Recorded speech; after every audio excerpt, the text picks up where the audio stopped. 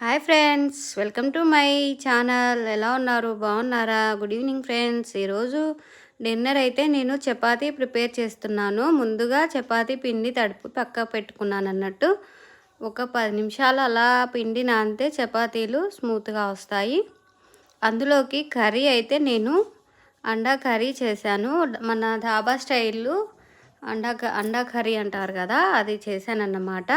దాన్ని ముందుగా చూపించలేదు ఫ్రెండ్స్, ఇప్పుడైతే చూపిస్తున్నాను, చెప్తున్నాను వినండి.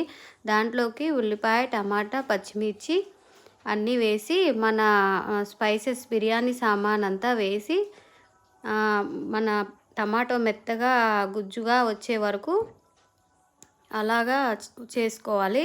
దాంట్లో కొంచెం అల్లం వెల్లుల్లి పేస్టు, ఉప్పు, కారం, మసాలా అన్నీ వేసి మిగతాది సెకండ్ పార్ట్లో చెప్తా. ఓకేనా? బాయ్.